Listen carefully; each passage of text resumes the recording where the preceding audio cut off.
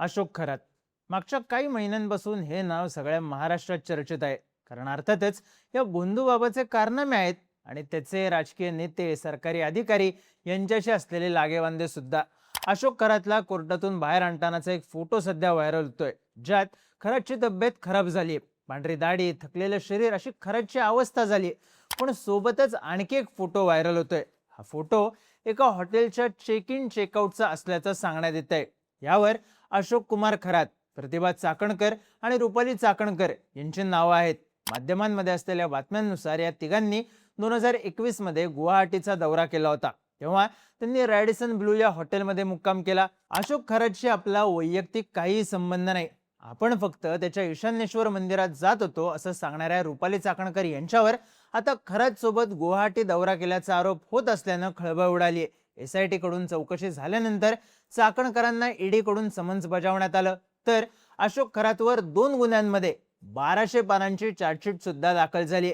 खरातच्या प्रकरणात नेमकं काय काय घडतंय, चाकणकरांच्या गुवाहाटी दौऱ्याचा विषय काय आहे आणि त्यांना ईडीचं समन्स नेमकं कोणत्या प्रकरणात आलंय, सगळी स्टोरी सांगणारा हा व्हिडिओ. नमस्कार, मी चिन्मय आणि तुम्ही पाहताय बोलभिडू. अशोक खरातचं प्रकरण मार्च महिन्यात समोर आलं. लागलीच खरातचे वेगवेगळ्या राजकीय नेत्यांसोबतचे फोटो पुढे आले.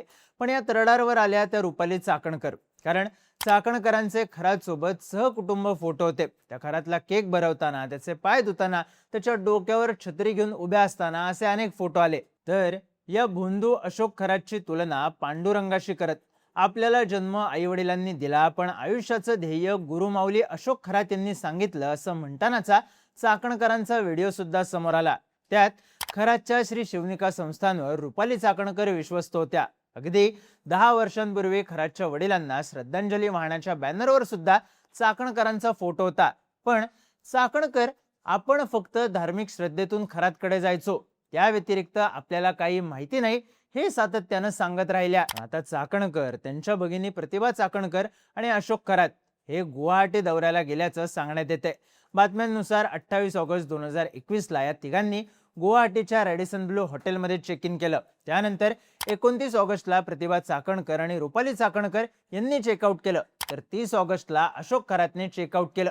या सगळ्यात रुपाली चाकणकर आणि प्रतिभा चाकणकर यांचं बुकिंग एकाच माध्यमातून झालं होतं, तर खरातचं बुकिंग सेपरेट झालं होतं.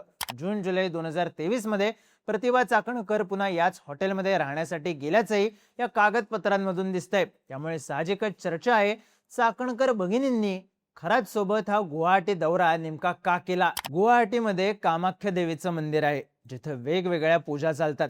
अशोक खरात आपल्या भाविकांना अशा पूजांसाठी वेगवेगळ्या ठिकाणी न्यायचा. आपल्याला कॉस्मॉलॉजी अवगत आहे.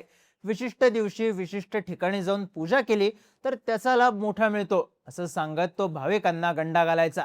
त्यानंतर विमान प्रवास, महागड्या हॉटेलमध्ये राहण्याचा खर्च हा त्या भाविकालाच करायला लावायचा. पूजा करण्याचे कोट्यवधी रुपये घ्यायचा आणि जर भाविकाला आणखी लुबाडता येत असेल तर ही पूजा यशस्वी झाली नाही, आपल्याला पुन्हा पूजा करावी लागेल असं म्हणायचा. त्यामुळेच प्रतिभा चाकणकर यांनी 2023 मध्ये पुन्हा गुवाहाटीचा दौरा केला का, असाही प्रश्न विचारला जातोय. फक्त कामाख्या मंदिरच नाही तर गुवाहाटी 9 ग्रहांच्या पूजेसाठी प्रसिद्ध आहे. ब्रह्मपुत्रा नदीच्या मध्यभागी असलेल्या बेटावर भगवान शंकराचं मंदिर आहे. या मंदिरात विशेष पूजा अर्चा केल्या जातात. त्यासाठी लाखो रुपये सुद्धा घेतले जातात.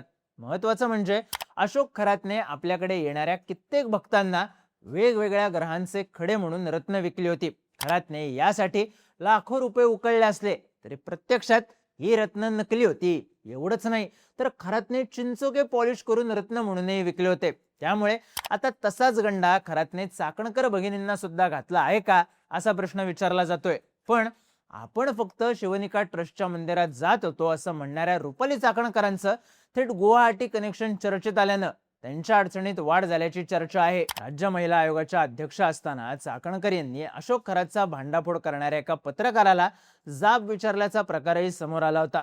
सगळ्या बाजूंनी टीका झाल्यानंतर चाकणकर यांनी महिला आयोगाच्या अध्यक्षपदाचा राजीनामा दिला.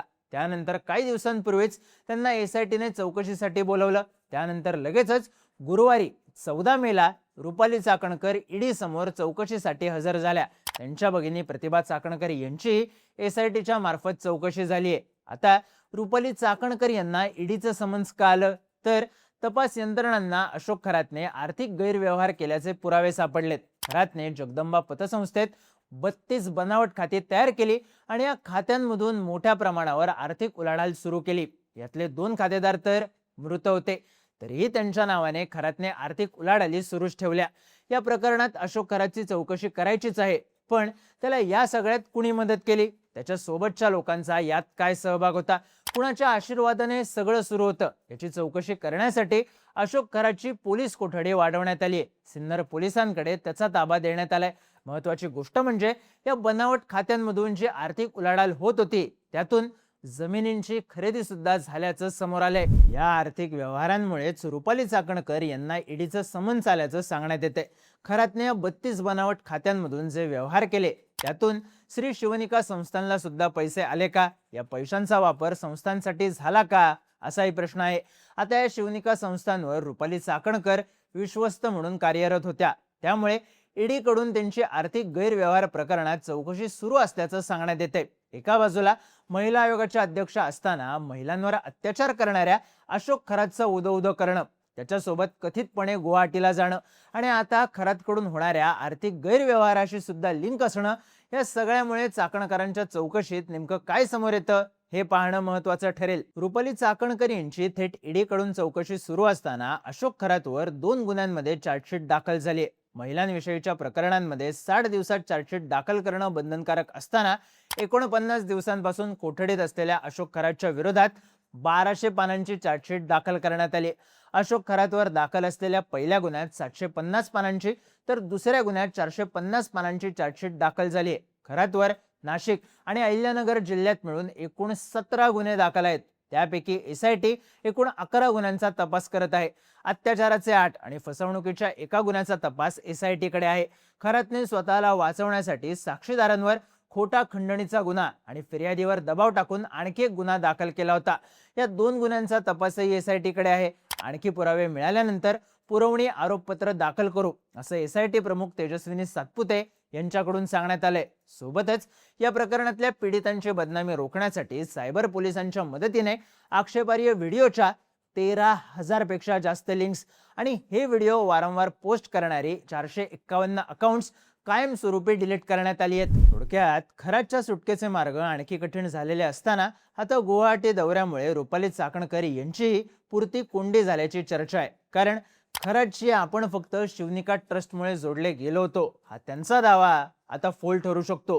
तुम्हाला काय वाटतं? चाकणकरांचा दौरा, हॉटेलमधला मुक्काम त्यांच्या अडचणी आणखी वाढवेल का? तुमची मतं आणि प्रतिक्रिया कमेंट करून नक्की सांगा आणि माहितीपूर्ण व्हिडिओज पाहण्यासाठी बोलबिडूच्या YouTube चॅनलला सबस्क्राइब करायला विसरू नका।